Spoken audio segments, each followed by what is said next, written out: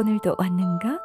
바쁜 일상 속에서 잠시나마 편안하게 힐링하는 짧은 시간이 얼마나 소중한지 몰라. 사람마다 휴식 방법이 다르겠지만 나는 무서운 이야기를 듣거나 집에서 혼자 공포 영화를 보는 거야. 근데 요즘은 혼자 보면 좀 무섭더라. 혼자가 아닌 느낌이 들어서 오늘 해줄 얘기는 진짜 끔찍한 이야기야. 1997년 일본에서 일어난 일이야. 첫 번째 사건으로 평화로워 보였던 일본 고베시 주택가에서 2월 10일 초등학교 6학년 여아 2명이 머리를 쇠망치로 가격당해 전치 2주의 중상을 입었어. 피해자들은 그때 범인이 블레이저 코트를 입고 학생용 가방을 갖고 있던 것을 목격해 피해자의 부친은 인근 학교를 의심하고 토모가오카 중학교에 학생들의 사진을 보여달라고 연락했지만 학교 측은 경찰에게 부탁해보라며 접촉을 절대 거부했다고 해. 이때 사진을 공개했더라면 이 지경까지는 안 갔을 거라는 의견이 많았어. 두 번째 사건으로 1997년 3월 16일에는 초등학교 4학년 여아가 첫 번째 사건과 같은 주택가 공원에서 한 소년이 손을 씻을 수 있는 장소를 물으며 접근했고 학교로 가보라고 안내해줬는데 소년이 인사를 하고 싶은데 여길 봐줘. 라고 말해 돌아본 초등학생 여아를 전 범행 때 사용했던 쇠망치로 내려치고 도주했어. 여아는 병원에 이송됐지만 10일 후 사망했어. 그리고 도주하던 도중에 학교 건물 내에서 다른 초등학생 여아를 찾아내 길이 13cm의 긴 칼로 배를 찔렀어. 가장 많이 알려진 세 번째 사건은 5월 24일 오후 범인의 동생 친구인 초등학교 5학년 하세주는 범인과 안면이 있었는데 준구는 그날 아버지에게 근처의 할아버지 댁에 간다고 하고 집을 나왔고 우연히 범인과 만났다고 해. 범인은 준군에게 저기 가면 푸른색 거북이가 있어. 라며 근처로 데려간 후 그 자리에서 교살했고 사체를 숨겼어. 바로 다음 날인 1997년 5월 25일 범인은 전날에 살해 현장에 가서 영혼의 의식의 일환으로 칼로 양 눈에 상처를 입히고 입을 귀까지 찢은 뒤 두세 번에 걸쳐 눈꺼풀을 잘라냈다고 해. 사체 목 부분을 쇠톱으로 절단 후 목 아래 비닐봉지로 피를 받아 한 모금 마셨어. 그리고 배낭에 절단한 머리를 넣고 집에 가져가 물로 씻었어. 5월 26일 행방불명된 준군을 경찰이 수색했고 그 다음 날인 5월 27일 오전 1시경 준군의 머리 부분이 잘린 채 범인이 재학 중인 토모가오카 중학교 정문 앞에서 발견됐어. 머리의 상태는 입이 찢어져 있었고 눈동자에 X자 모양으로 상처가 새겨져 있었으며 입안에는 글씨가 적힌 종이 2장이 나왔어. 자, 게임이 시작됐습니다. 미련한 경찰 여러분, 나를 한번 멈춰봐. 나는 살인이 즐거워서 견딜 수가 없어. 사람이 죽는 걸 보고 싶어 죽겠어. 더러운 채소 같은 인간들에게 죽음의 제재를, 단연간에 걸친 원한의 유혈의 심판을. 슈케어 학교 살인의 사카키바라 세이토. 그러던 중 1997년 6월 4일 고베 신문사에 두 번째 종이가 도착했어. 흰색 편지지에 붉은색 펜으로 쓰인 내용은 이랬어. 전에 내가 밖에서 우연히 텔레비전을 보았는데 아나운서가 내 이름을 잘못 읽어서 오니바라라고 말하는 것을 들었다. 사람의 이름을 잘못 읽는 것은 더할 나위 없이 우롱하는 행위이다.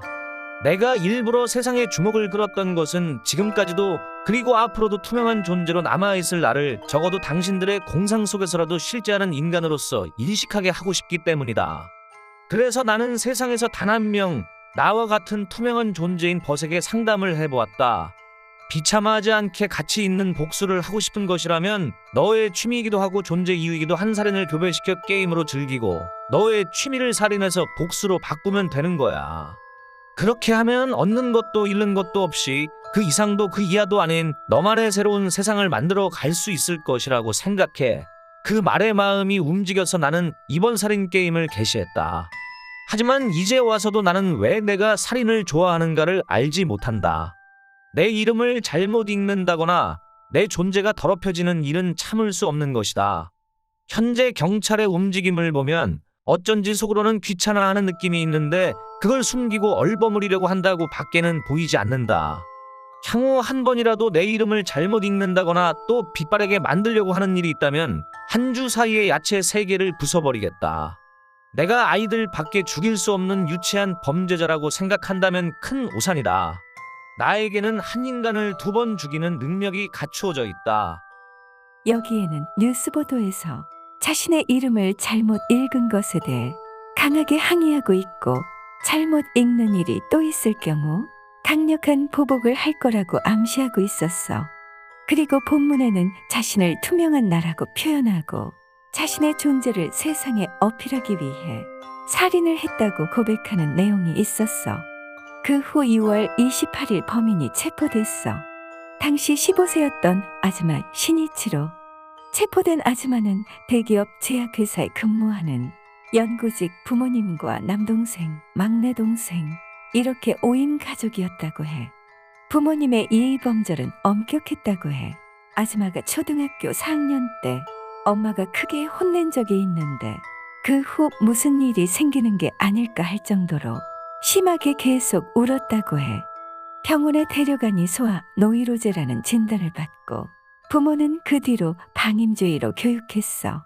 아즈마가 초등학교 5학년 때 자신을 귀여워해주던 할머니가 돌아가시면서 비정상적인 행동이 나타나기 시작했어.